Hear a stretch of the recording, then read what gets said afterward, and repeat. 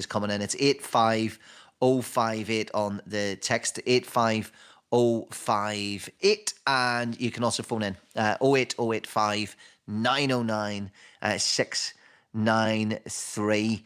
There's so many funny texts coming in. This one just says, tell you what, call, fed up with the Pfizer posse looking down their noses at us AstraZenecas walking around like they've won the lottery.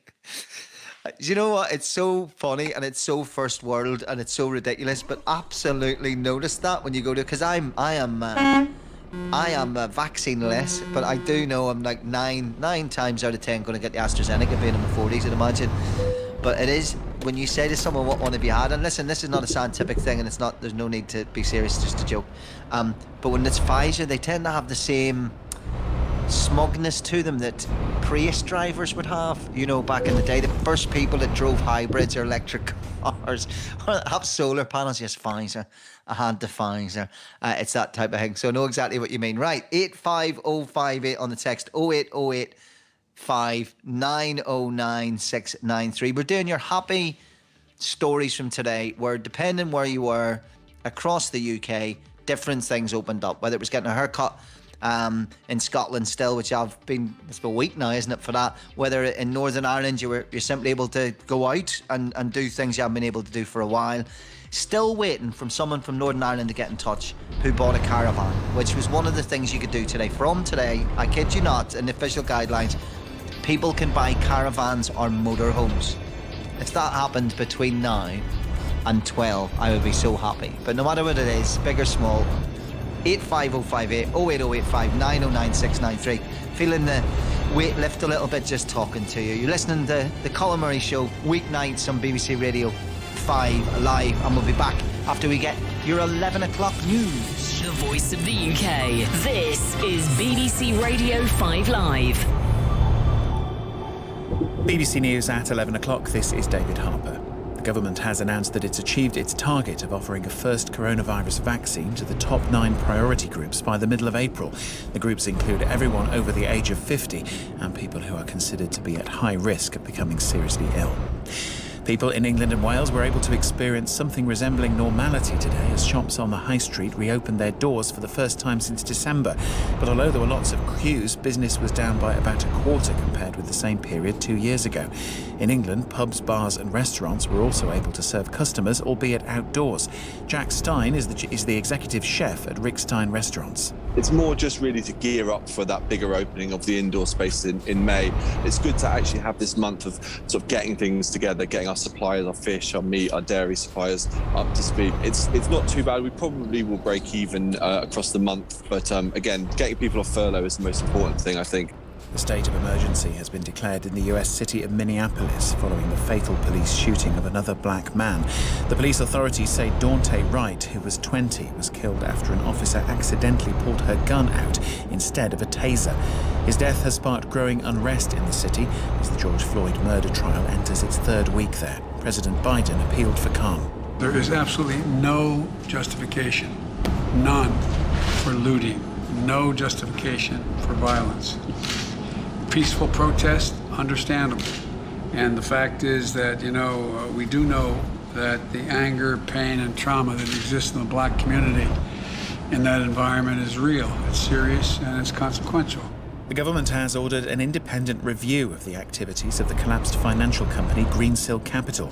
The probe will examine efforts by the former Prime Minister David Cameron to lobby ministers on the firm's behalf. Rachel Blackmore, the first female jockey to triumph at the Grand National, has said winning the race is something every child grows up dreaming about. The 31-year-old from County Tipperary in Ireland told the BBC the gender thing had never been an issue for her and believed her success was down to hard work and getting on the best horses of the moment. If you want to be a jockey, it's going to take a hell of a lot of work, male or female, and if you're good enough, you'll get the opportunities. I haven't really processed the fact that I have won the Aintree Grand National, you know what I mean? I just feel extremely lucky, and it's just such a special race, and I'm just absolutely honoured to be able to put my name beside it. Princes William and Harry have praised the Duke of Edinburgh's life of service and sense of humour in separate tributes. Politicians from across the political spectrum in the UK also paid their respects in special parliamentary and assembly sittings to mark Prince Philip's death. BBC News, it's 3 minutes past 11. Wagwan, it's your boy Big Nasty. I'm here to tell you about a new podcast. 40 years ago in my hometown Brixton, it was burning. There was a full-on riot. This morning, the people of Brixton in South London are counting the cost of a weekend of violence. This was devastation. I could see it in people's eyes, the anger. There was no going back. The police were absolutely on the offensive. This thing wasn't just about one weekend of chaos. It ran much deeper than that. We was waiting for the match to be lit. This is a story of why it happened. Brixton, Flames on the Front Line. Out now on BBC Sounds. A new audience. Felt really nice to set, and that's what we're talking about tonight. Dead simple for an hour and a half before we do Midnight in America, as always, on the Colin Murray Show. It's just those things that you did today, whether it be you were able to throw a shopping bag down in the hallway, you know, whether you were able to sit in the beer garden and have a pint. Someone must have went to the zoo today. Why not, right? Take your kids. I'd particularly like to hear from just adults who went to the zoo today. So whatever it is, whatever your little touch of lockdown easing was today, I want to translate that not from a stat to real life and how it sort of helped us just get a little bit of a breath today. So share it with us, no matter how big or small it is. Getting so many amazing ones. Anyone's been listening the last half an hour, we've had some brilliant haircut stories and all sorts. 85058 and is the text number. The phone number 08085 909 693. Albert's been in touch. Painted a small bedroom whilst listening to JP and Karen and Chappers. Yes, during Brighton versus Everton, I literally was watching paint dry. And Mush has messaged in, says, I know where I'm heading tomorrow, call, get that caravan as soon as I can. And then this other message has come in, I think from The Wanderer. This is obviously me going on the social media. I'm from Northern Ireland and I'm a teacher. Was marking second form German exams today, in which one student described going on holiday in a caravan. Does that count? That's as close as you'll get. It doesn't count, Wonder. I just believe that I want to talk to that one person today that took advantage of the rule change in Northern Ireland. You could buy a caravan. It's probably not going to happen. Tell you what, let's go to the hairdressers first, right? 85058 08085 909 693. Lockdown haircuts is a big thing. I think a lot of guys might move away and stick to just shaving their own noggins. But if you've got a proper haircut, there's no way you can get away with it. You just cannot do the job yourself. For people like me, just with terrible hair, I can get away with it anyway, but most can't. Lydia doesn't want people to try and keep cutting their own hair because she runs her hairdressers in Cornwall. Hi, Lydia. Hello. So what is it, okay? Tiffany's? Tiffany's hair? Yeah, Tiffany's hair design. Yeah. Right, who's design? Yeah. How do you design? How do you design hair? Come on, hit me with it. Oh, we do colours, we do gents, we do ladies, do everything. But do you draw it out? Do you draw it out first? No. It's like painted hair. I can plait, you know. I was brought up by women, basically, you know, older sister. My mum was a childminder. My mum was always, so from a very early age, I don't know why, but like from the age of like 4, I could plait hair. So I'm very good. I can do it tight, I can do it medium, I can do it loose, you know, if you're going to sleep. I actually can properly do an amazing plait. Everything else. So anyway, right, Tiffany's, who's it named after? Tiffany's hair? This is a very awkward question because we don't actually know. Right. So it's my mum that owns the salon, and she bought the salon, I think it's 33 years this year. Bought the salon off someone, and they don't even know where the name came from, so we've just kept it. Let me just get something up. I think I've solved the problem for you, because let me just get it up here, because the problem is I can't remember the password of my iTunes, so I'll have to do it in this. Hold on a second. I think this is the because if you go back the right amount of years, now it's playing an ad. Hold on a second, goodness me. Give me 1 second. So I think I do think I've solved it. I know this is an awkward way to do it, but it's nighttime radio, and if you can't play a video off YouTube, I don't know whether you can. Hold on 1 second. Breaking all the rules. Here we go. Do you think it was because of Tiffany? I think we're alone now, which would have been at roughly that time. So I wondered if she loved the song. And that's what you could be named after. It could be. It could be. It's time-wise. We'll I mean, just never Poirot know. would say that's what it is. It's either that or they gone for the breakfast at Tiffany's type thing, but we don't serve breakfast. No, so. but that's exactly. Why would you name it after that? That wouldn't make sense at all. Right, so you opened the doors this morning. You probably had bookings in, so you knew what it was going to be like. Yeah. But just talk me through the day from the point of view of the business, but also just from your heart as well. It's just been mental, absolutely mental. Like, it's been a crazy day of work, just been non-stop. But yeah, just really nice to see everyone again. Like, it's what we do, you know. We love what we do, so we're just happy to be back and doing what we love, and yeah, just getting back to it, really. Yeah. So when I cut my own hair, and I'm very pleased with it, the minute I show it to another human being, they laugh. Because I'll go, I did a good job, and then they look at the back and they go, are you kidding me? What type of disgraceful hair did you see today? To be fair, we haven't seen too many, because I think a lot of people have learned from the other lockdowns that it's not as easy as you think. No, they're not. They're just leaving it. They're not, because they have to live with disasters after otherwise. Right, so they're learning to leave it to the professionals, which is good news for you, Rex. You don't want them to get good at it, because... Oh, well, no, exactly. We've got a few gents that are saying, oh, my missus does it, she's really good. Yeah, she's not. Like, yeah. What was the banter like today? Just having people sitting around, getting colours done, getting stuff done, and just talking. What were you talking about? Was the discussion COVID? Or, like, because that is what we talk. We talk about, have you had your vaccine? Was that the biggest question asked today? There's always the biggest topic in the salon is food. Really? Even during a global always pandemic? Food. Yeah. Always what you're having for dinner. Oh, I need that's some brilliant. inspiration. What have you got for lunch? That's brilliant. That's brilliant. Yeah, and there was a little bit of talk about a third lockdown, but we soon put that to bed.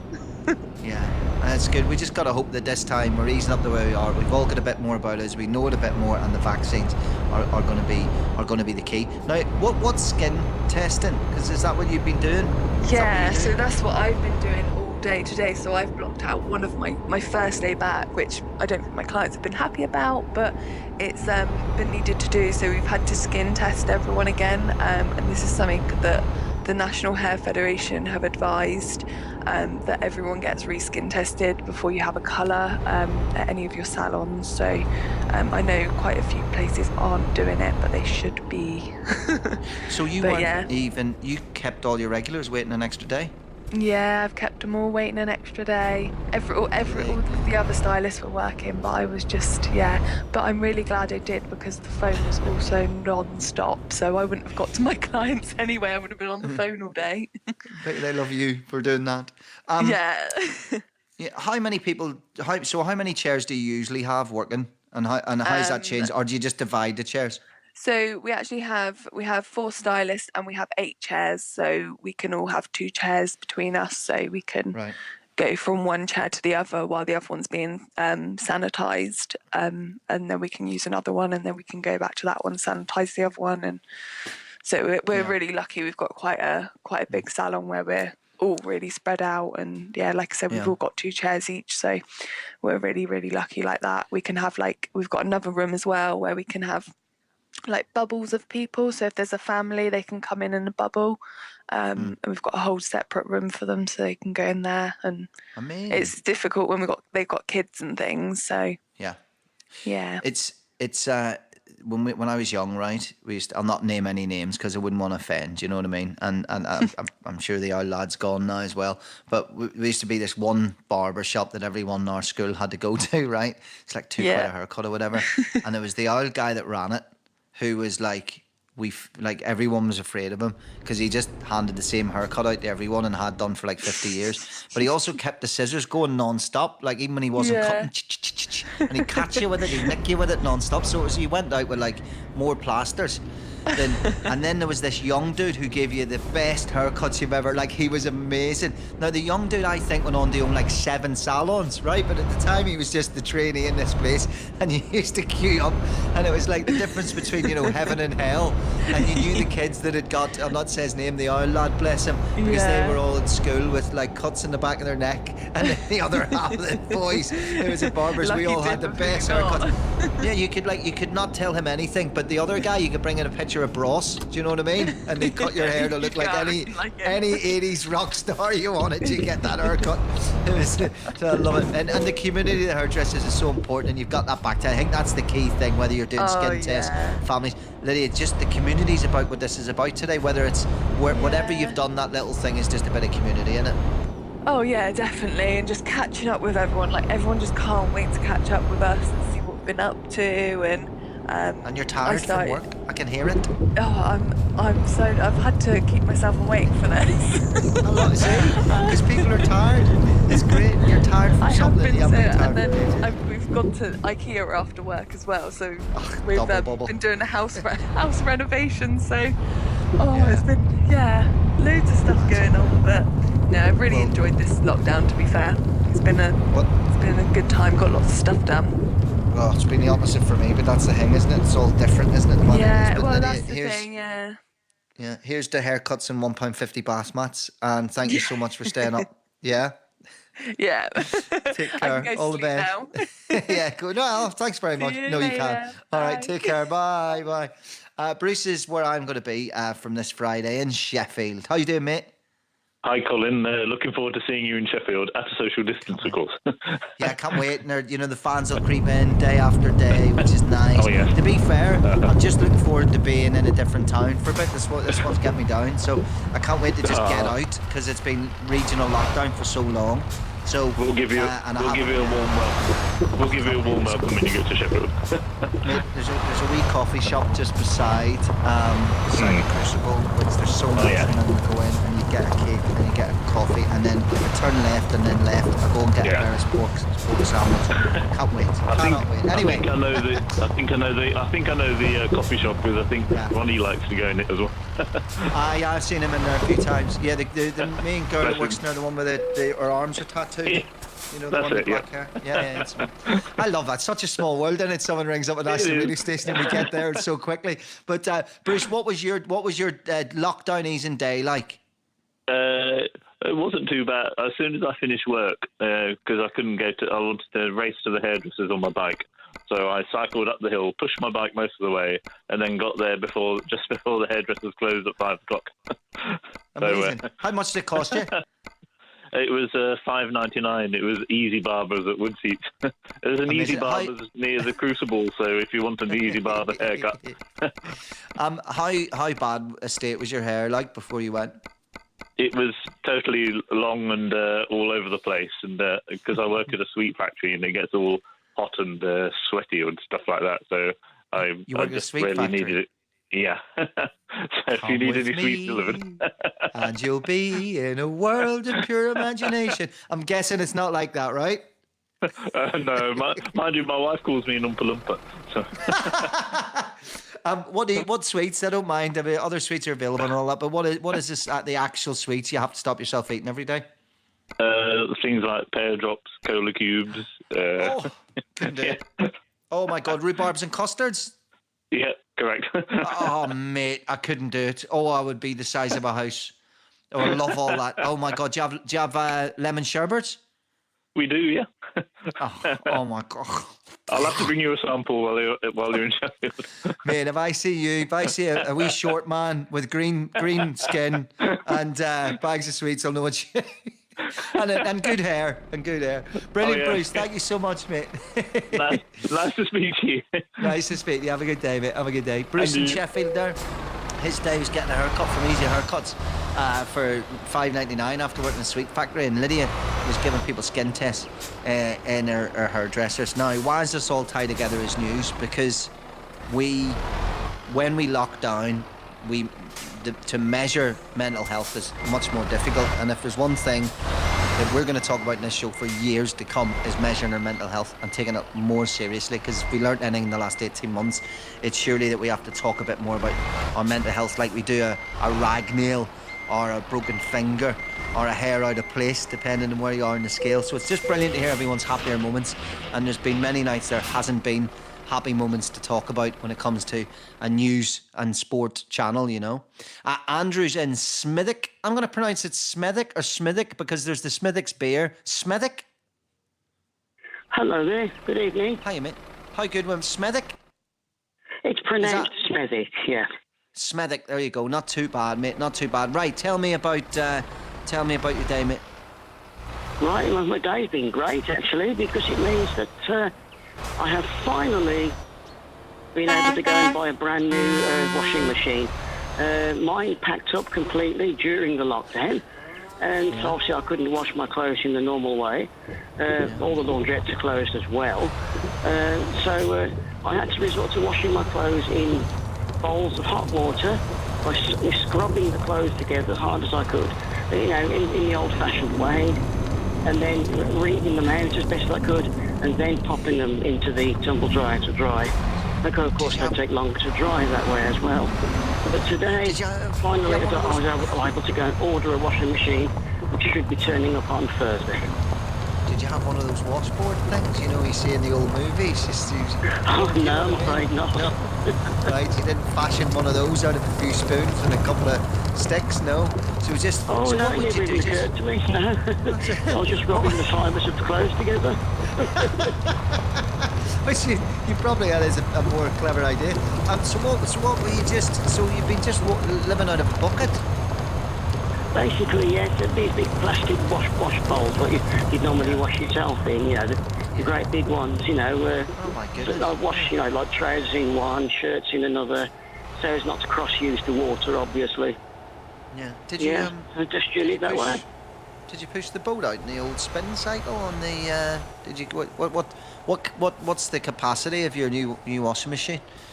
The new washing machine is 7 kilograms. Yeah. 7 kilograms, so a nice compact. I need to have one. My kitchen's tiny, so mine's 6 kilogram, believe it or not. So you're a kilogram bigger than me.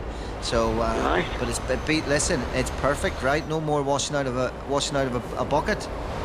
It'll be great. It'll be a whole lot easier and take a whole lot less time. It'll be fantastic. I'm sort of looking forward to it. Sad but true. Yeah, and no, it's not sad at all. And you had that interaction in the shop, which was probably as big a part of it, of just going out, having a look in the shop, picking something, getting it brought back. Happy days, mate. Yes. So yeah, I love it. Right, thank you, Andrew. There's a lot to be said for it. So great, yes. Yeah. Well, listen, bless your automatically washed cotton socks, and have a great night. Yeah. You too, mate. Thank you. Take care. Thank you, mate. Thank you. So listen, we've been hearing it's a big day for so many people so far. They've been phoning in. We've talked quite a bit about and we've had full sections of this show over the last year looking at sort of the situation with homeless people during COVID, the homeless hotels. They seem like so long ago. And we talked about the Big Issue magazine that had to go online. It could have easily went to the wall, by the way, but they ingeniously went online and loads of people subscribed up, and you're able to pick a vendor as well. But the vendors actually got onto the streets again today for the first time in ages. Peter in Darlington we're going to have a wee chat with in just a second, but first of all I'm going to catch up with an old pal, editor of the Big Issue, Paul McNamee. How you doing, Sham? Very well, Sham, how are you? Not bad, mate. Lovely to hear from you. I've got to do a few texts so you can do them with me while I'm waiting. While you're waiting. So Vicky says, find out from any of these hairdressers if there's been any bend and snap action taking place in any of the salons today. It sounds rude to me, Vicky. It sounds like you've just got me into trouble. Any knowledge in that, Paul, what a bend and snap action is? I feel I should have looked into these sort of things before I come on, knowing you, but I don't have any bend and snap knowledge, Colin. Okay. Tim in Nailsea in North Somerset. Him and his, he says, me and my wife Penny, not me, as in him and his wife. Be weird if I took his wife Penny to Bristol Zoo, but that's where they went today. And he says, many happy faces, and I think the animals loved it too. A wonderful way to start the season of lockdown. And Neil says, I got a disproportionate amount of pleasure from buying 2 books from Waterstones. I'm with you, Neil. I've been reading loads more the last couple of months, and there's nothing like, you get that new book smell. It's brilliant. But that's not actually, I'm sure the animals loved it too, Paul. Not exactly the case. I was reading an article today that the animals they get used to people, but they just as quickly become estranged from people. So the animals have actually been, I believe, moving away from the, from any people, because it's been so long. So it's going to take a week or two, for the animals to yet again realise that these people are just walking past visiting. That's weird, isn't it? So are you going to wait then until the animals are more acclimatised to humans before your trip? I know you love a trip to the zoo. I do like a trip to the zoo, actually. Thank you for embarrassing me, but I do love a penguin. And I was even thinking of going tomorrow if I got an hour to London Zoo. Just penguins only. A lot of the other animals, I'll be honest with you, Paul, I can take them or leave them. But the penguins this world. Right, so big issues, big day, because as with everything else, one part of it's business, Paul, the other part of it's human contact. And when it comes to the vendors, it's absolutely massive. Yes, and you, as you mentioned in your intro, you've had a few of us from the Big Issue on over the last year, and it's been a great boon for the Big Issue to be able to talk to people and to talk about what we were doing and how we were trying to survive. And it was really important because, as you said, last March when lockdown hit, we could have gone. The Big Issue could have disappeared. 30 years of history, that could have been it.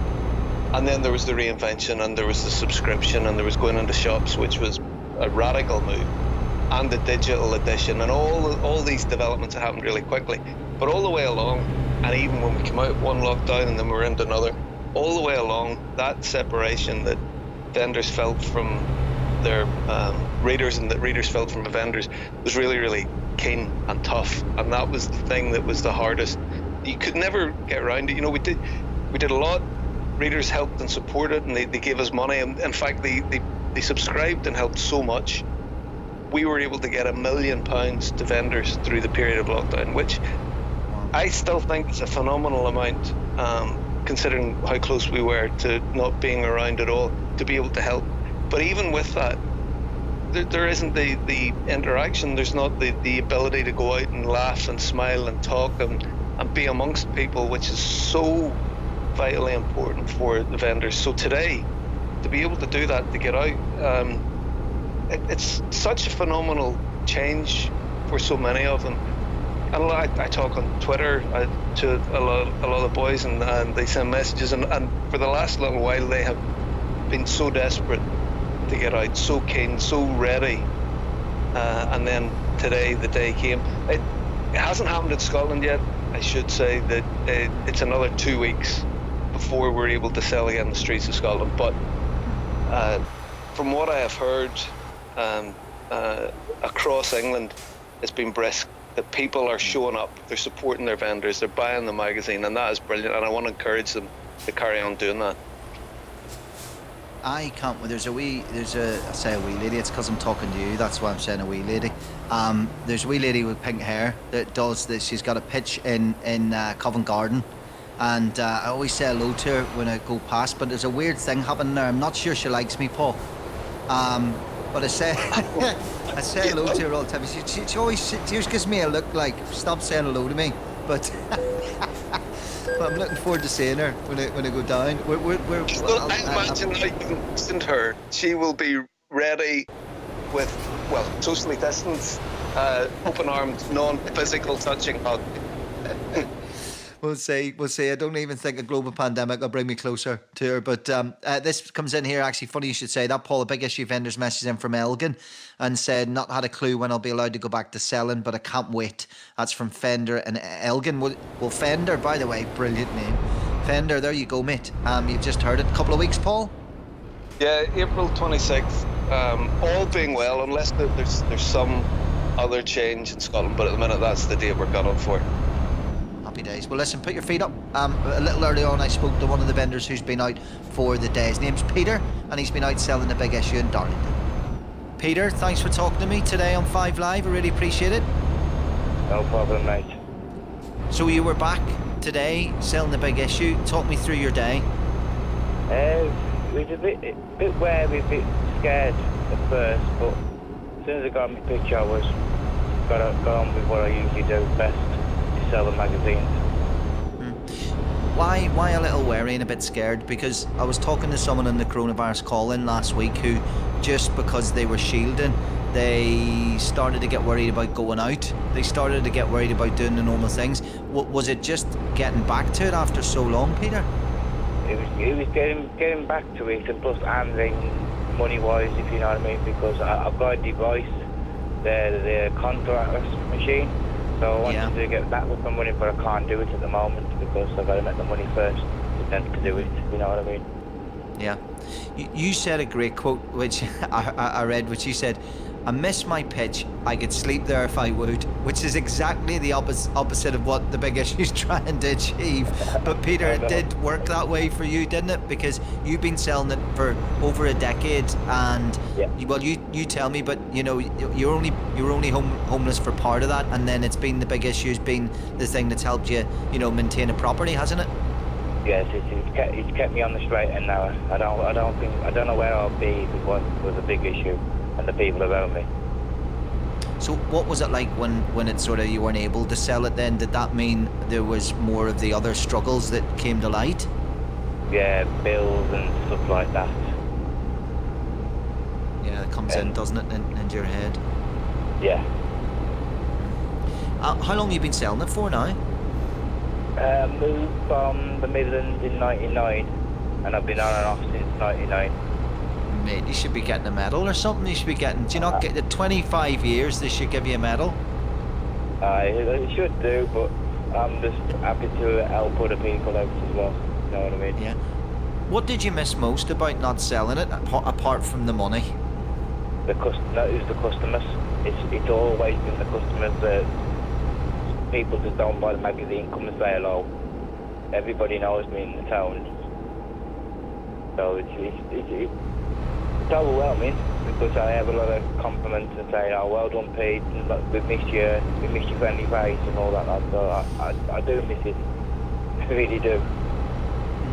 That's amazing. So that today was as much about that as anything. What was it like? Tell me about some of the people you met today.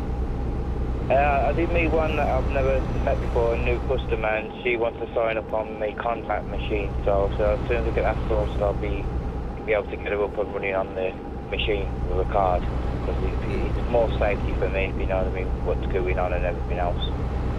Yeah, but you're a happier man today just for getting back out and getting a few quid back in. And I'm always every day I'm always happy. That's good. That's lovely to hear. That's what tonight's all about. Peter, thank you for telling us about your day. It's been a day of returning to some normality for everyone, and for you to get out, see those people, your regular customers, get back onto your pitch. I hope you're smiling this evening. I always do. It's like I said, the light at the end of the tunnel for us all. Brilliant. Thank you, Peter. No problem. There you go, Peter out on his pitch again today, selling his big issue. We're talking to people all across the UK who've been able to do things today, some more than others, but you know, we've all had a bit of an ease in today. And Paul McNamee, editor of the Big Issue, I got one question to ask you before you go, and it's something that if everything goes according to plan and we get through this, we'll ask it at the right time, which is probably going to be July or August, and we'll do a proper R on it. If during a global pandemic we can get the vast majority of homeless people off the streets for a comparatively small amount of money, why can't we do that after COVID? Colin, you have asked the question that we at the Big Issue have asked for a great number of years, and that has been brought into much more focus since then. And it was clear that it could be done. It was clear with political will and money it can be done. There were some things that helped, I suppose, because there was available rooms, because the hotels and these kind of places were empty.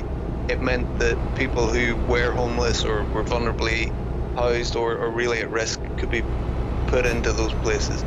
So I think now we have to look, and the Big Issue is going to be campaigning on this, we have to look at how we can get people in permanently, how we can properly build enough places that mean people aren't at risk in the first place, and then how we can get at the core causes of poverty that drives far, far too many people to such a low ebb that they're living in the streets, or they're at risk of living in the streets.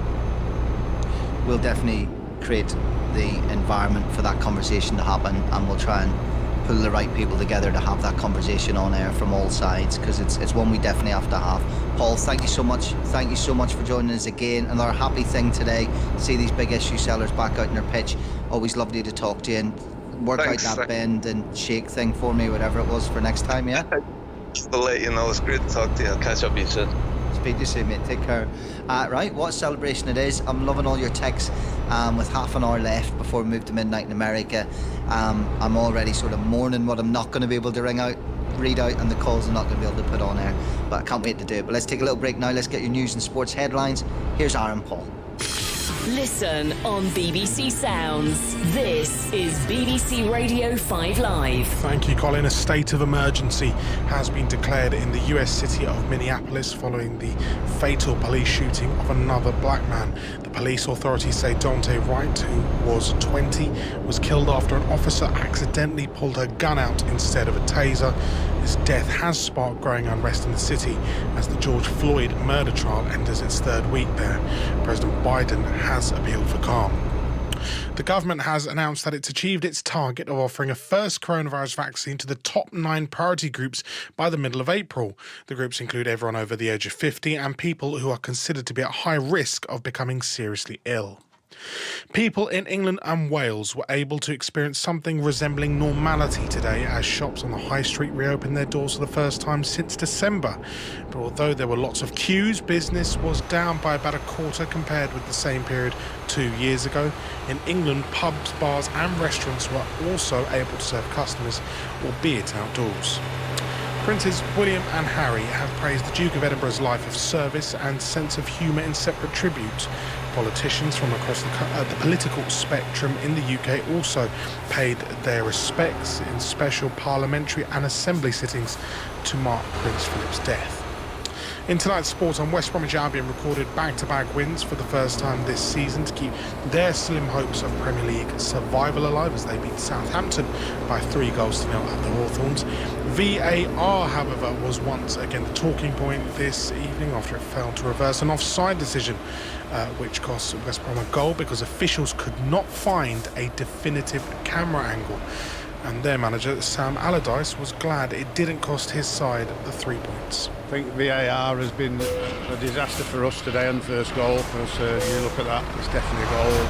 There's no reason or no camera angle they can't get to show that it's a goal. And I can speak freely on this because it hasn't cost us, and how costly it might have been if we hadn't just scored the 3 goals we did tonight.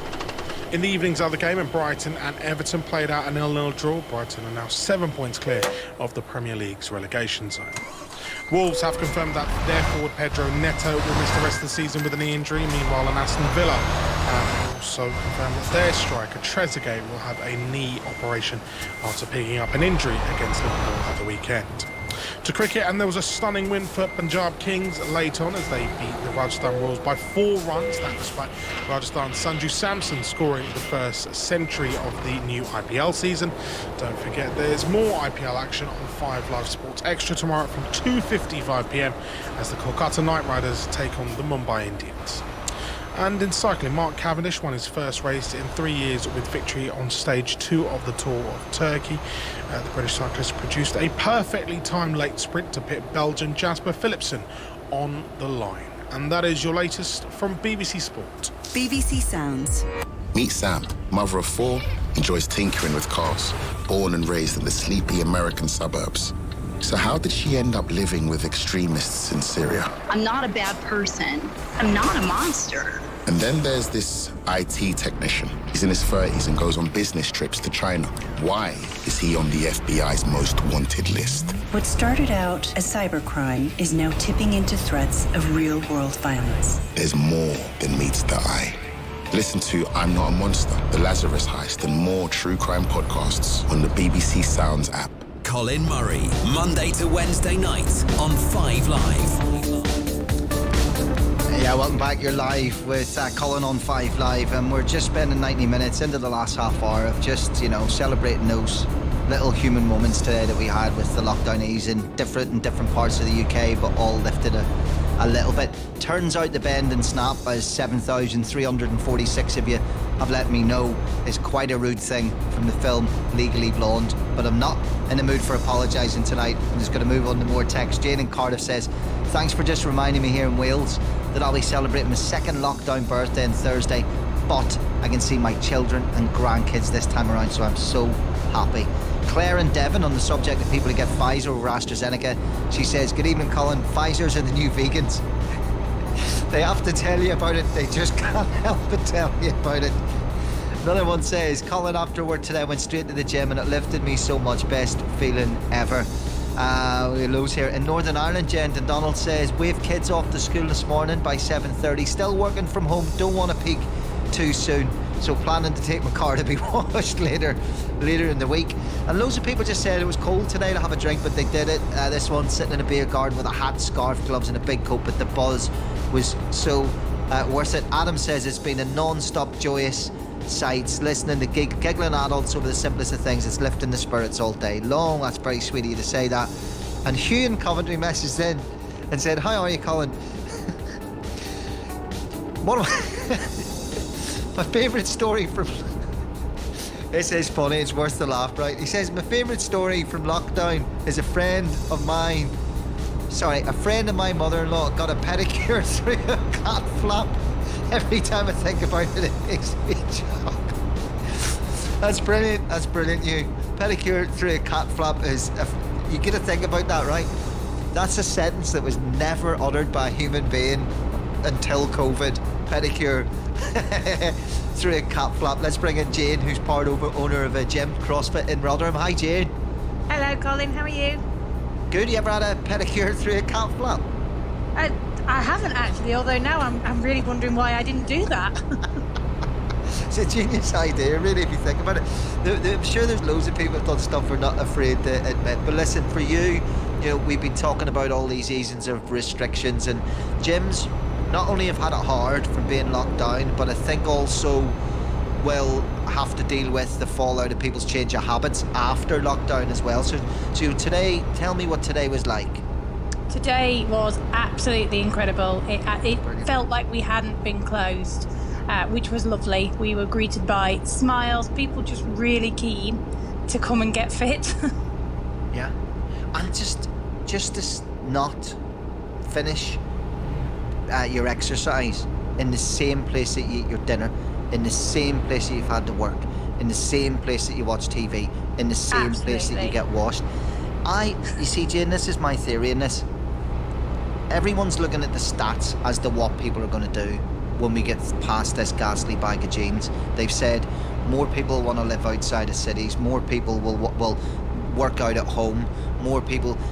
I think stats don't work in the human side of this. Contact, togetherness, community. These things you can't put in a graph. They're things that we miss, and our mental health suffers because of it more than we imagine, because we've never been in this situation. So I think it's going to be better for gyms than what people are predicting. And it sounds like from what you're saying today, that's a good first sign. Absolutely, and we've been really lucky. We've only lost a very small percentage of our members, more so in the final lockdown, but still a very small percentage, and our members have continued to pay, which is a massive sign of support for us as a small business. But the reason people train with us is very much the community element. It's the today, although we're obviously we're not in classes, we're all training independently, but you can hear people cheering people on or supporting them when they're when they go for a certain lift, or when they're pushing themselves in a workout, or just for coming back in the gym and saying, do you know what, I've not done much in the last 4 months, but I'm back now. And just the kind of recognition for the strength it takes to walk through the door when you might not be in the same shape that you were in January. For me personally, I think that's what people will buy into, because let's face it, we've all missed people. And Jane, this is late night radio, so let's just not mince our words here. The gym is not just about keeping fit for some of the youngsters that go to the gym. Let's be honest, it can be a place to find a partner. Looking at a little something. It can be. We've had some is. gym affairs. Definitely in our location. We've got people that have met at the gym and are happily together. And also, it's a place to see your friends, and that's for the oldies as well. I'm mid-40s, and the people that I train with are very much, strong friends of mine. They're people that I've missed in the last 4 months. Did you do anything else today? Because obviously you go to your gym. That's you're part owner of it. That's your business. Did you get time to enjoy any of the other lockdown easings? I did. As a small business owner, I thought it was my duty to go out and support the pubs. So I did. I did take my eldest daughter, and we went and had a quick drink in a beer garden. Nice. How was that?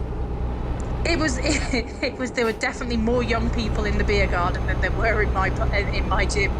But no, it's just nice, isn't it? It's just nice to have a bit of normality tinged with sensibility. We all know what we can and can't do. We've lived in this for a year, but it's nice to get out and see people enjoying themselves and relaxing.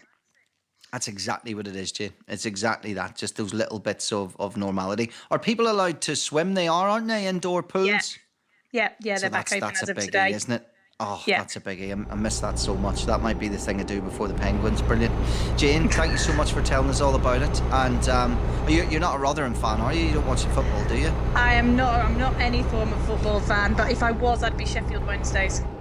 All right. Well, you that's even worse off than being Rotherham at the moment. At least they get games in hand. But there you go. Jane, keep it up. Thank you so much. No worries. Thanks, Colin. Cheers. Take care. It's true, as someone who never went to the gym for that reason, you do see people hooking up the gym, something shocking. You see it more than you do in pubs these days, So we got to be careful that with the spread, it's not because of much of fornication might be going on. Did I really just use that word like I was 98 years old? Right.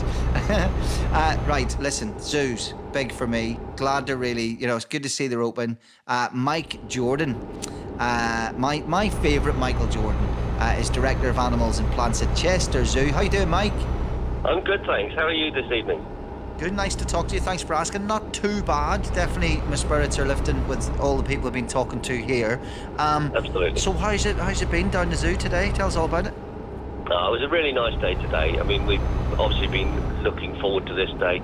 Just as I'm sure you've been discussing, members of the public have been looking forward to getting out. Well, for us, getting people back in the zoo, the zoo's all about people being there and the animals, and for us to reopen is a big day. There's a lot of excitement this morning. Is it? I said this earlier, and never let the truth get in the way of a good story, but I think I read earlier that the animals are going to take a while to adjust to the crowds again. Is that right? Some and some. So, I mean, on the whole, most things are absolutely fine. There's some animals that do interact with our visitors quite a lot. You mentioned penguins earlier. They were swimming. Funnily enough, our penguins really do interact with the visitors. You can see them, particularly when they're swimming underwater. As soon as the visitors at the window, they come straight over. And some of the animals, like apes as well, are really curious and interested in our public. But actually, for a lot of the animals, it's business as usual. Whether it's just keepers, thousands of public, they get on with what they're doing, and they're not too phased either way. I'm thinking just out loud, the time you were closed this time around, was it time enough for the animals to get busy? And what I'm asking is there new baby animals about? Because a lot of people during lockdown, they were bored, and you know what they did? Absolutely. There are new baby animals about. Actually, I mean, the whole year from our animal perspective has just carried on regardless. So the staff that look after them have had to be in every single day, lockdown or not, and the animals have carried on their daily lives. So we have got new babies. In fact, things like a giraffe. We've got a young giraffe that's been born, a younger carpy that's very similar to like a forest giraffe. Lemurs as well. It's lemur breeding season, or certainly lemur birthing season, I should say. So 3 of our different lemurs, ring-tailed lemurs, black lemurs and red-bellied lemurs, have all given birth over the last few weeks. So there are plenty of new youngsters in the zoo. But part of that's related, of course, to spring. I'm not putting it down to the lockdown. I don't think we've had sort of a burst because of the lockdown, but I think spring and the increasing day length and everything obviously has a big impact on wildlife, and our animals are no exception. I know. I heard a rumour about giraffes getting very randy during global pandemics, but it's not. I don't know whether that's been substantiated or it's just vicious rumour. But there's got to be parts of it. Oh God, maybe not. Do you have to keep like like those butterfly things you walk through, or like if you have the indoor reptile part or whatever? Do they have to stay closed? They do, yeah. So all we've opened up today is we've opened our gates at Chester Zoo. The zoo itself is about 50 hectares, so it's a big site, plenty of outdoor space for people to be safe in. But of course the houses and our restaurants have had to remain closed. So we've been doing a takeaway service from our normal restaurants, and all of the animal houses and the big tropical houses we have, those are another big eventful day, hopefully on the 17th of May. So we're looking forward to that as a second milestone for us. Brilliant. Yeah. What was it sort of when you arrived there this morning and the staff arrived this morning? I suppose it's that thing. It's different with a bar, right? We know everyone's going to go and have a drink, right? We know a lot of people go for a drink. The shops, we knew we were going to see queues outside shops. Did you have a proper queue there when you turned up? And what did it feel like when you went, yeah, they've came back? It really started to build early, yeah. So obviously our staff and myself included are in much earlier than our visitors. So we open our gates at 10. So we were in very early. A lot of our staff are in between 7 and 8. So they're a bit ahead of the visitors. But still, we started to get people arriving.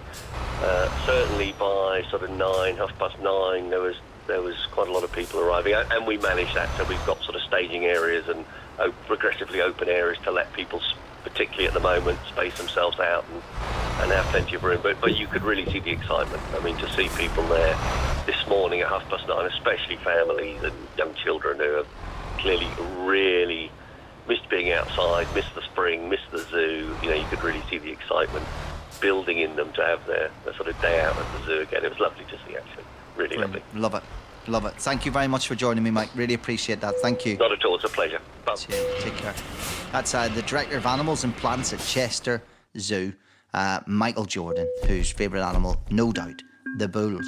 And on subject of animals, we're going to talk to Michael now. Just, still time to get your message in. 85058 and 08085 909 693. We still got 10 minutes left, especially the texts. They're coming in so thick and fast. But just go ahead. Any of your little lifts of easing would be absolutely fantastic.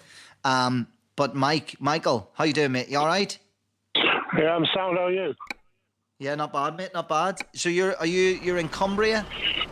I'm in Cumbria near Carlisle at the moment, yeah. Right, and what are you doing right now? I've been told you're doing something right now. Yeah, I'm carp fishing. I'm going to be here for 3 nights, 4 days. Listen, I'm a bit ignorant when it comes to this. Talk me through it.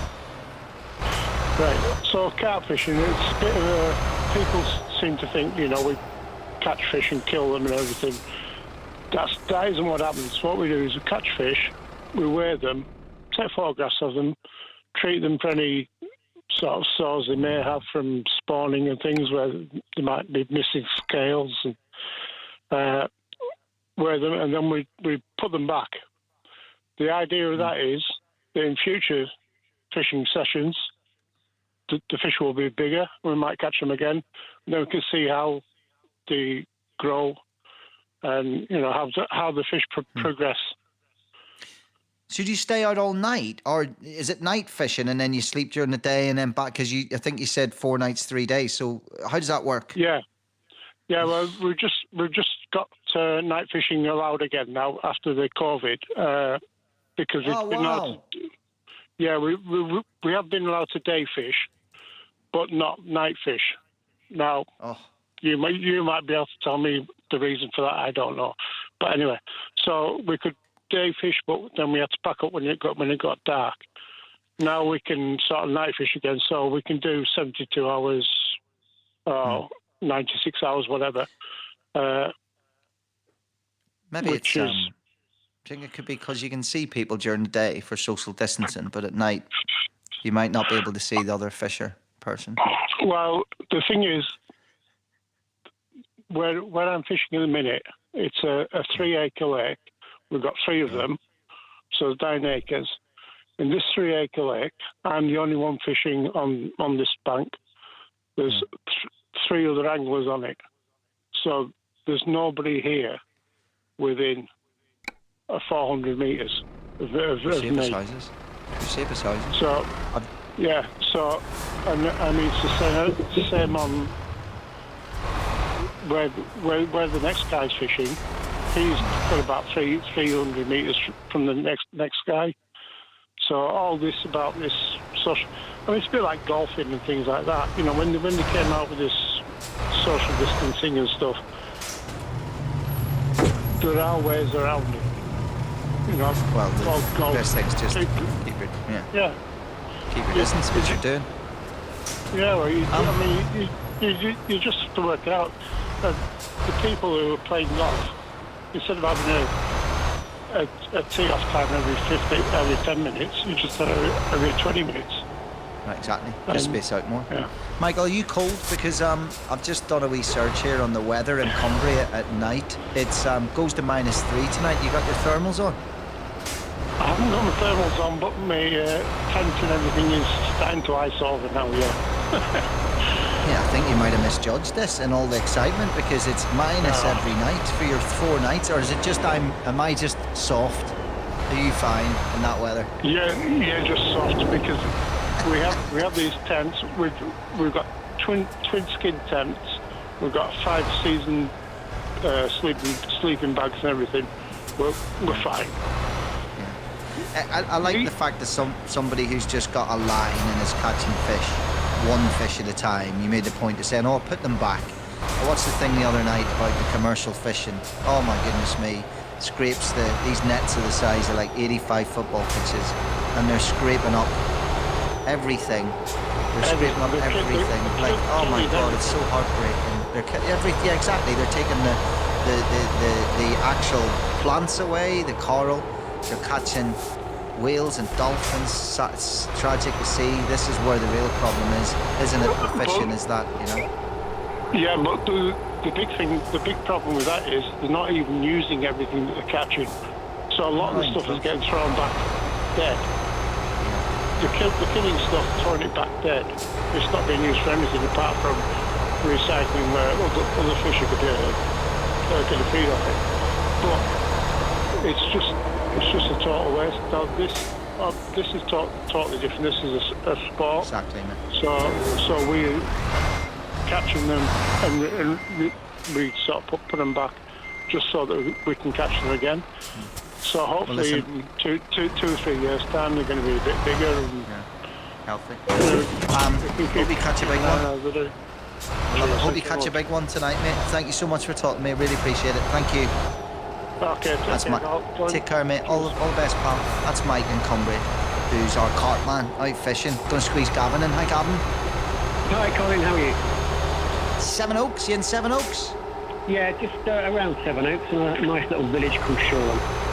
Nice. What was your little touch of normalcy today? I had a lovely day today, but I'm still trying to get over the pedicurist in the cat flap, to be honest with you, Colin. Had a pedicurist? I don't even know how that would work. I'm getting a few. Lucy's just tweeted me as well. There's a few people who just keep laughing and playing it back in their head. It's just a funny phrase as well. Got a pedicure through a cat flap, but there you go. But it's these things that I love. I put my foot outside the cat flap. I cracked me up. Oh, I love it. I love it. So you had a good day. You got out and about. What was the one thing you did that you couldn't have done? Yeah, I did lovely things. I took my son to the old fruit-based retail store today and got him his first mobile phone. And I didn't tell him he was getting it, and I thought, well, he's been fantastic, Colin, during lockdown. Obviously, for the kids, it's hard. He's 11, and he's been amazing. And I didn't tell him he was getting it. Made a surprise. Picked up the phone, and I got the guy at the store. They were brilliant at the store to say, look, you know, what's your name? And his name's Mac. And I said, well, you know, this is your first phone, and it's a big moment for you, and your dad wants to give this to you.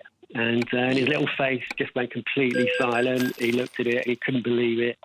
I mean, he wanted a PlayStation 5, obviously, but you know, what can you do? Brilliant. No, it's great he's got it. And he's a really happy chap. And now you can look forward to having it taken off him when he goes to school, right? And locked away for the lessons. I went upstairs and I said to him, "Oh, yeah, I'll take it on the Colin Murray show." And then I went upstairs and he's fallen asleep with it like it's a teddy bear. Oh, brilliant.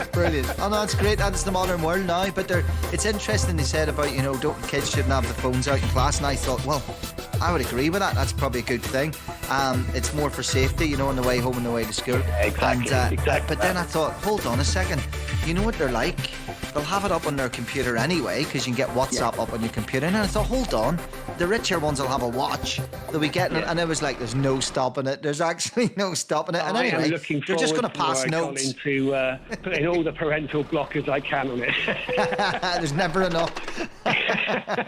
It'll say to me, Dad, this phone doesn't do anything.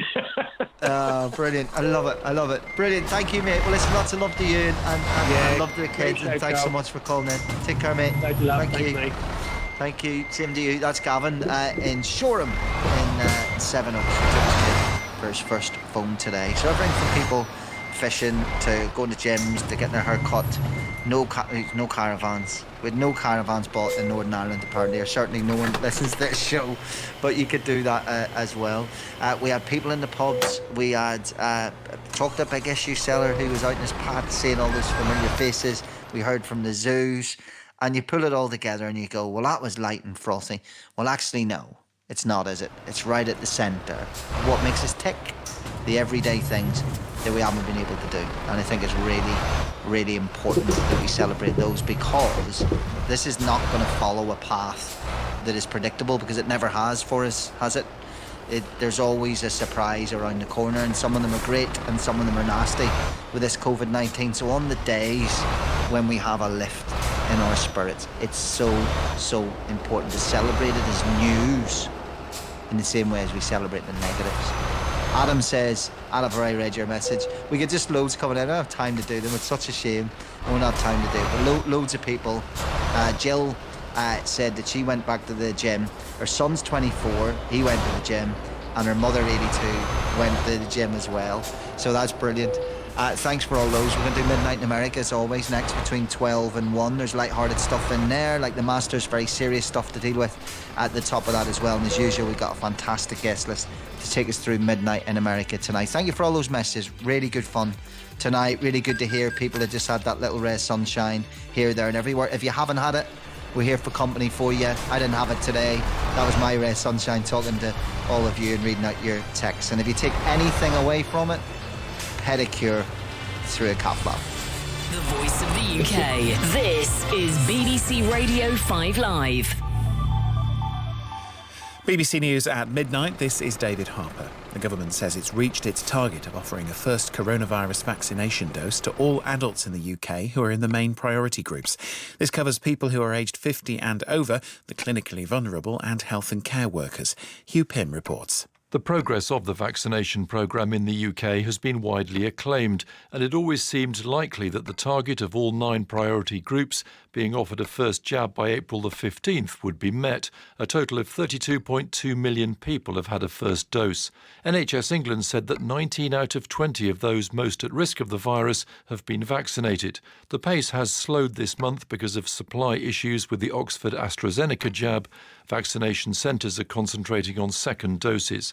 Hundreds of thousands of people living or working in parts of South London are being urged to get tested for coronavirus in what health officials say is the country's largest surge testing operation to date. It's been prompted by concerns about a cluster of cases of the South African variant of COVID-19. 44 have been confirmed, along with a further 30 probable cases. Coronavirus rules have eased across the UK today, with pub gardens, shops and hairdressers reopening in England.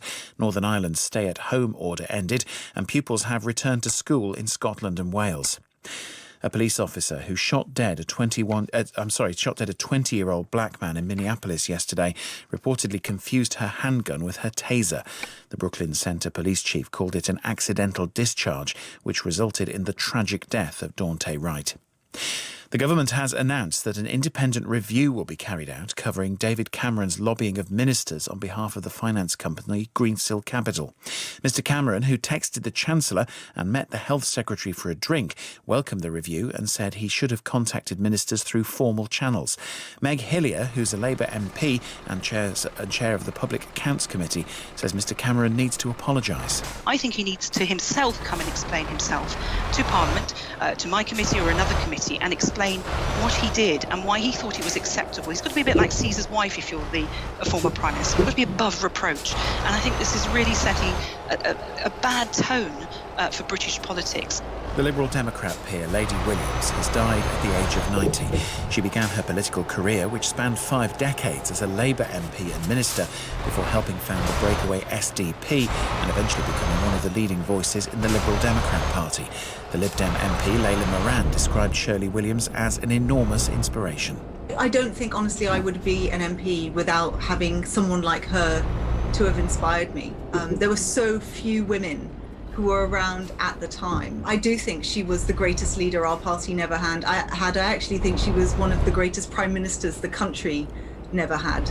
And the weather, a largely dry night with clear skies and the odd patch of cloud. Tomorrow, a few scattered showers. BBC News, it's 3 minutes past midnight. 5 Live Breakfast. Welcome to 5 Live Breakfast with Gabby Logan and Chris Warburton. Great to have you back on 5 Live for a few days, Gabby. It's so lovely to be back and to be working with you. You used to be my boss, of course. Well, we'll go Chris that used far. to produce my show. I wouldn't go that far. It's a different dynamic to what we used to have, isn't it? It's a big day. One of the biggest moments so far, really, on the unlocking roadmap in England. The day that many businesses would have been looking forward to across England and in Wales for different reasons as well. The Prime Minister has called it a major step forward in our roadmap to freedom. We can talk to Beth and Dan. Where are you exactly right now? Currently sat in a lay-by in South Lanarkshire. So you've crossed into Scotland to do what? We're getting married on Wednesday.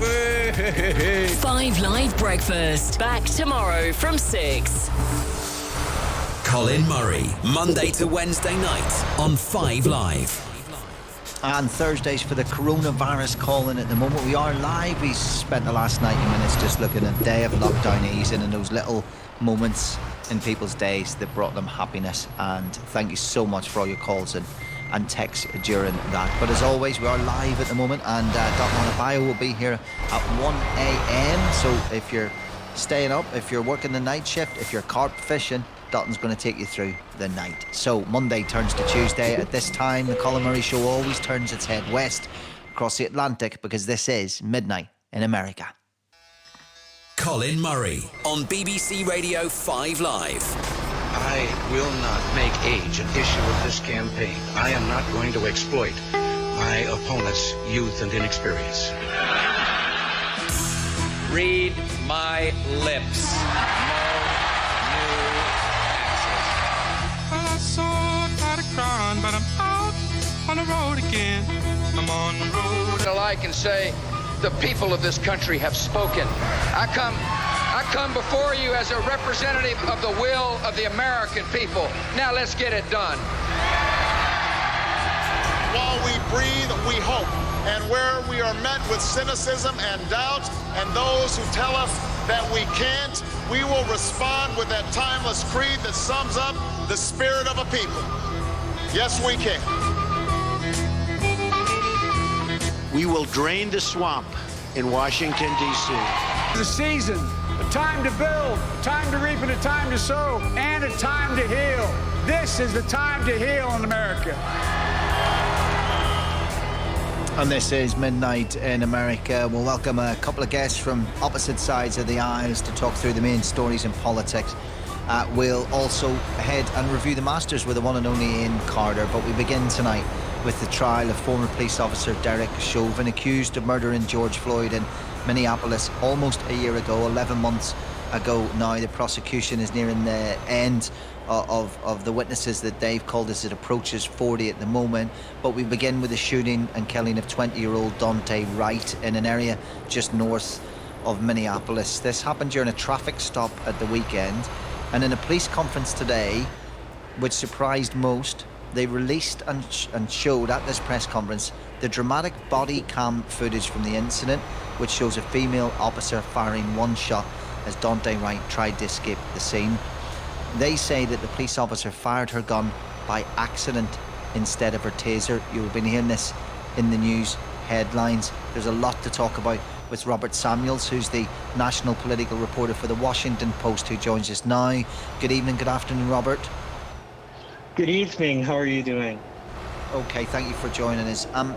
I want everyone just to be across everything that happened, so if you could just tell us about the incident first, and then we'll talk about that remarkable press conference today. Well, on Sunday afternoon, there was a traffic stop in Brooklyn Park, which is a suburb about 10 miles north of Minneapolis. During the stop, a 20-year-old black man named Dante Wright was asked to step out of the car because police said he had an outstanding warrant. Things escalated. It's a little bit unclear what happened. Dante Wright started to go away from the police officer, and what the police say is the officer tried to tase him, tried to pull out her taser and tase him, but instead she pulled out her shotgun and shot him in the chest. And so Dante Wright, he did not survive. It was a fatal shot. And this city is in complete confusion and anger about what happened, the so-called accidental discharge from the officer. The timing, of course, absolutely speaks for itself. The fact that the police chief showed this footage in the press conference, what was the reaction of the press corps and the wider public? Because it caught the TV channels covering it, where they were zooming in on a widescreen TV to show it, and usually it wouldn't be as forthcoming as that, the footage? Well, the people were surprised that the footage came out so quickly. And I think a part of that is that they hoped that if the story got out there, it would help stem some of the discord that we're seeing. And so I think that helped to accelerate this release of footage in a way that we typically haven't seen. Now, the governor has also called for a 7 p.m. curfew in the city, which is in about an hour. So they're taking that pretty seriously.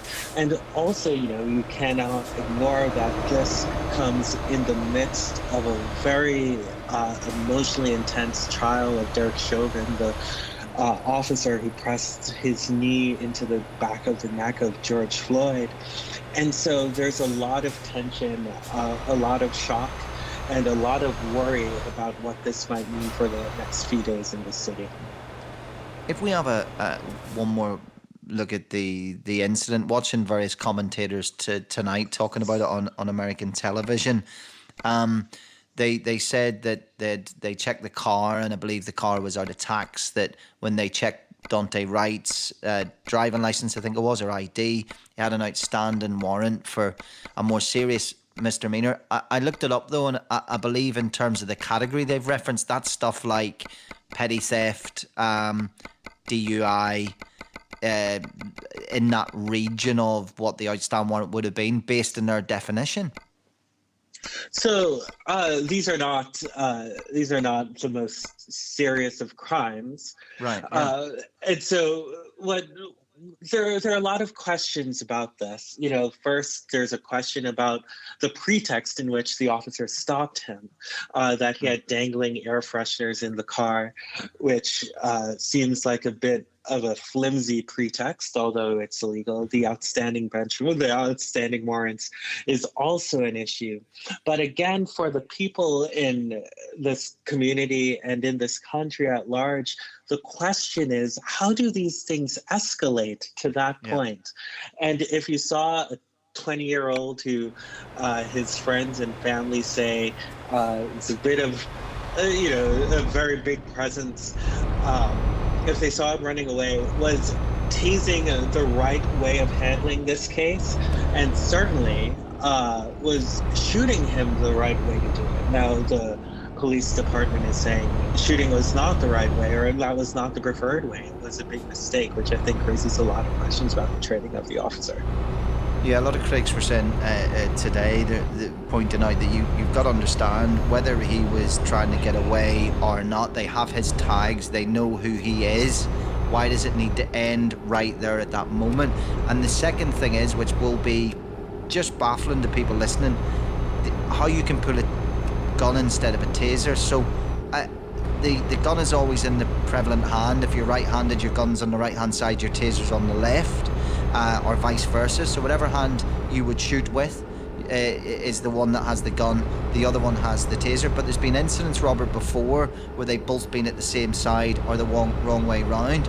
But it just seems surreal to think that somebody could pull one thinking it was the other.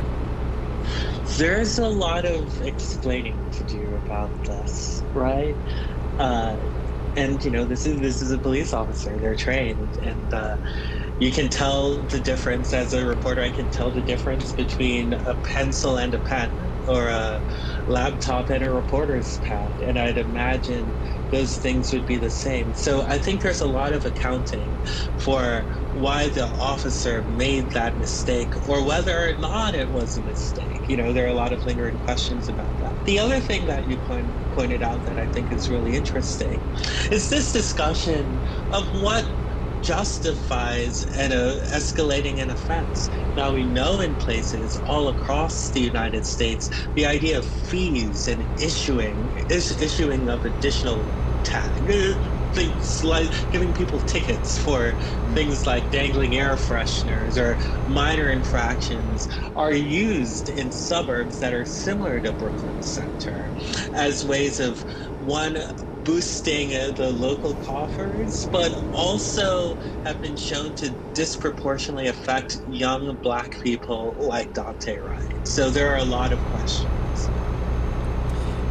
Moving to the trial of Derek Chauvin, as we get almost towards the end of the prosecution's case, we're thinking, you've been covering it with your team, obviously, day in, day out. Maybe another 3-4 days seems to be the speculation. So the judge today indicated that he expects closing arguments to happen on Monday, a week from now, and that the defense will start its case tomorrow, that the prosecution will rest, and the defense will start its case. And they don't think the defense's case will take very long. And he expects the jury might even get Friday off. So this case is winding down, and a decision will be imminent. We've heard from many voices. I go all the way back to that. We say first day, but obviously it wasn't because of jury selection. First day of witnesses, Jenna Scurry, the emergency dispatcher, Donald Williams, the very vocal witness, who we heard a lot when we saw the extended video, Christopher Martin, the cashier at Cup Foods, and we go through that to today. Dr. Jonathan Rich, a cardiologist, who it was an intriguing testimony, of course. Talk me through the significance of what he had to say today, and indeed the big moments of today. Well, today we saw the wrapping up of everything. So, I mean, what we've seen over the course of the weeks is we started with the heartfelt and traumatic testimony of the witnesses, right? And then we moved into this question about the actual, whether or not Derek Chauvin was following protocol. Had a number of his colleagues said he wasn't. The past few days have been focused primarily on the medical aspects of this. And today, Jonathan Rich talked about what the heart can and cannot do, and whether or not, by looking at through EKGs and the way George Floyd's heart was operating, whether or not it was indicative of a heart attack, which the defense is trying to prove or is trying to raise doubt about. And he unequivocally said no. Or whether it was because of an asphyxiation, whether it's shortness of breath or lack of oxygen. And to that he said yes, due to Derek Chauvin's need. He was unequivocal about that. And that was a very important, impactful point for the prosecution. And then we had another witness who went through almost frame by frame whether or not Derek Chauvin did the right thing when he heard that the other officers were concerned about George Floyd's breathing, when George Floyd said he couldn't breathe, when there was a concern that they couldn't find a pulse. And he concluded that in those cases, a reasonable officer would have changed his protocol when those things were discovered. The last thing was the emotional testimony that was given by Philonise Floyd, George Floyd's younger brother, who in a very limited time painted a picture of his brother as a very caring man, a person who had a wonderful relationship with his mother. Hello? Yes, I can hear you. Yeah, I've got you. Yeah. Yes, I'm sorry. There's a emergency protocol for the curfew that's coming. I apologize for that. Yes, no worries. So there was the discussion about his deep relationship with his mother, Larcenia Sissy Floyd, as well as the discussion of how he called basketball hooping, how he loved to go hooping. Now that's important for the prosecution, right? Because one of the conclusions that the defense, Eric Nelson, is trying to draw is that at some point a police officer asks George Floyd on that day, May 25th, whether or not he had been using something because he had been tired, and he looked exhausted and there's some foam over his mouth, and George Floyd responded, "I've been hooping," and the defense is trying to imply through an Urban Dictionary definition that hooping means drugs, and what his younger brother tried to explain to the jury today was that in Texas, where he's from, hooping means playing basketball. He's playing basketball. Listen, I can tell things are getting very busy here, but let me ask you one more question and then let you go, Robert Samuels. The obvious question to ask as we get towards the defence compiling their case on behalf of Derek Chauvin, does he take the stand? It's unclear. What the defense has to do is try to poke holes in the case. And we have some comments from Derek Chauvin that were released on body cam. That might be enough. We don't know what he's going to say. And so I think the primary goal of the defense will be to somehow persuade the jury that all of the medical testimony was wrong, that there is a reasonable chance that what happened to George Floyd that day was either a heart attack or a drug overdose, and that given the response from the crowd to Derek Chauvin's presence and actions, that he performed in a way that might not be justified, but would be reasonable given all of the conditions: George Floyd's size, the drug use, and the manner of the crowd, the behavior of the crowd. And so, does Derek Chauvin need to testify? I don't think so.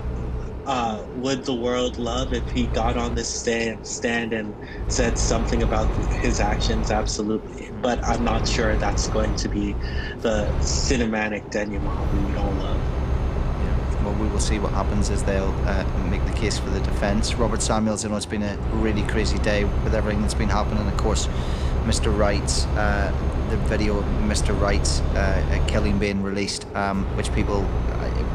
decide how much you want to see, what you don't want to read, but the BBC website has that all covered. Robert Samuels, thank you very much for joining us. No problem. Have a nice day. Thank you. You too. That's Robert Samuels, national political reporter for the Washington Post. As we move on now, as we always do in Midnight in America, bring in a couple of regulars and have a good chat about everything that's going on up in Capitol Hill and beyond. However, the two voices today different. One, of course, loves the colour blue, and the other prefers elephants to donkeys. That doesn't change. The former's a familiar voice. One day his office will be oval shaped, we all know that, but for now he's having to slum it as a political analyst and just the executive director of the LA County Democratic Party. Drexel Hurd II is back. How you, mate? I'm good, Colin. How are you? Good. Listen, behave yourself tonight, because we have a newcomer, and we don't want to scare off, our new guests. So, none less than the former Homeland Security, Counterterrorism and Coronavirus Advisor to Vice President Mike Pence. She's now the director of the Republican Accountability Project. Olivia Troy is here. Hi, Olivia. Hi, how are you all? Thanks for having me. And yes, Be nice to me. Yeah, listen, the thing is, right, I come from a modest upbringing, Olivia. You're the type of person, if you came round my house, my grandmother would get the good teacups out, you know? I don't know about that, but thank you. But I do like a good cup of tea. Exactly. Well, listen, before we get into any subjects, when we've got, let me have a look. We got about, mark your card nice and early here. I think we got about 25 minutes. We're not in too bad a place tonight time-wise. But, Olivia, you had that role, obviously, in terms of Operation Warp Speed and Coronavirus Advisor to Mike Pence. And it's so much harder to look at 50 states today for me and work out what the heck's going on. I see record vaccines. I see spiking in some cases. So it's very complex, but paint me a picture of how you see the COVID response at the moment in the United States. You know, I think, well, I've got to be honest, I think we've come a long way from where we were. We're certainly heading in the right direction, I would say, in terms of getting the vaccines out and doing our best to really get ahead of this pandemic. But quite frankly, I think the truth is the Biden administration is really dealing with the legacy of what happened the year before. And that was, unfortunately, a massive failure of responsibility by the people in office. And you know, we're going to continue to see sort of, yes, cases will continue to rise in certain areas, and that's something to be monitored. And that's why I think it's critical here in America for people to continue to take these safe precautions and measures. But it's hard to do that when you're in a country that's so divided, where the pandemic and a lot of things have been politicized. And so I think that's part of the complication here in the United States is, you know, getting behind the President Biden and getting behind everything that he's doing to make a difference here in terms of the pandemic and with everything that's happened. But we also have a whole group of people out there who have been told, you know, lies about the virus and who still do not, you know, the mask remains a partisan issue in many places. And then you've got places that are, you know, lifting restrictions, I would say at times in a very rushed manner, where it behooves us all to just approach this in a methodological way where we can actually protect Americans and take the steps necessary so that we can actually return to a new normal, I will say. Yeah, we're definitely seeing a mixed picture depending when you go from state to state. But listen, so much to get through.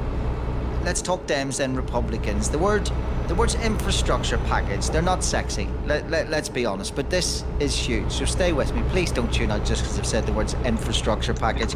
It's a crucial period of negotiations expected to determine the size and scope of Biden's infrastructure package. So it started today in Capitol Hill because for some reason lawmakers decided it was a good time to have a couple of weeks off, if such a thing actually exists these days. So what is the big Biden plan? Well, $2.3 trillion in roads, bridges and whatnot. I use the words whatnot because it seems that infrastructure under this particular presidency is everything. If you name it, it counts. Manufacturing, workforce development, R&D, the welfare of penguins. I made one of those four things up. But listen, it kind of is everything. So Drexel, how does he pay for this, especially during these times? It's a hell of a figure. It's a hell of an ambitious plan. Well, first off, Olivia, welcome. So glad to have you with us. So look, I think the president's been very clear about how he wants to go about paying for this, and Democrats have been very clear. The 2017 Trump tax plan cut a corporate tax at the federal level down to virtually zero. So our corporations, certainly 91 of our Fortune 500 companies are paying no federal taxes and are not contributing to the success of this nation. So the president wants to bring back up the level of corporate tax rate, the corporate tax rate of 28%. I believe he probably should have started out between 30 and 35%. 35% was where the level of the corporate tax rate was before the 2017 Trump tax plan. But if you start high, then you can cut back, and probably somebody like Joe Manchin of West Virginia probably would have landed on the 28% that the president's looking at. But now, if you start at 28%, you can only go down from there. And I think we're going to probably hover at about 25% when the Democrats negotiate that plan. So that gives you a little bit of an idea of probably how the tax plan is going to start. On the corporate side, but then those families that are making over $400,000 a year certainly will see their taxes go up, and those families that are paying less than $400,000 will not see, according to the president, according to the plan, not see their taxes go up. It's probably been my last week hosting from home, and then I've 2 weeks at the snooker, and then I'm back to launch the show permanently, which is going to be lovely. I'm going to introduce a Joe Manchin bell. See how far we get into any chat in the next 4 years without hearing Joe Manchin. He is the kingmaker, and we'll get onto that and explain to everyone exactly why. But Olivia, there's something really normal about this, isn't there? Those Dems with their tax hikes and their big government, boo, and the Republicans with their tax cuts and their small government, yay. It's almost warm and fuzzy. It's a bit of normality, this conversation, isn't it? It is. It's actually refreshing. So thank you. It's not a Russian in sight here, is there? Look at us talking about policy. What is this? I thought it was How irresponsible. Don't worry, I brought my Dr. Seuss book to read, just in case. Is it too much? Is it too big? Will it be something that he can get that there you go, the magic words, bipartisan support?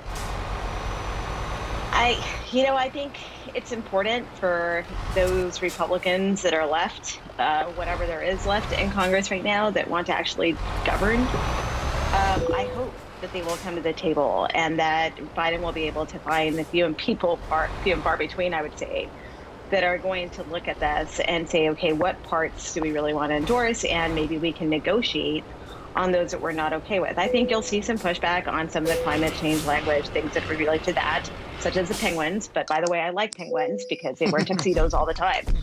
And they're very elegant. But I think, this is an opportunity.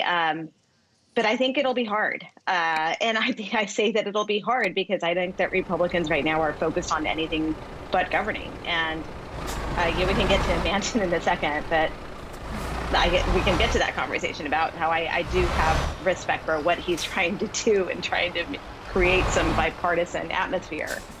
And there's an opportunity to do that with this bill. Yes. Yeah, you've hit the nail on the head. It's these fossil fuel subsidies that in the plan that we see now, it's as it is in the state that in an ideal world it would not go into what I heard described brilliantly as the Senate shredder. It's looking to eliminate fossil fuel subsidies, which is something that Joe Manchin is uneasy with. And that's where we get to Joe Manchin, which I'm going to have a bell that goes off every time his name's said. So we know that the Senate, or the upper house, this is where things are decided, this is where things are passed.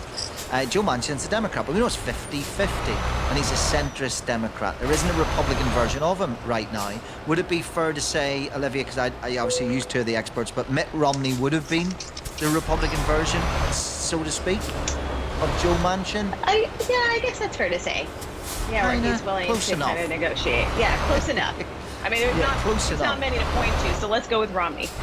Right. So so this is the whole point, Rex. So people want to see it not be about persuading Joe Manchin, and Joe Manchin doesn't want it to be about persuading Joe Manchin.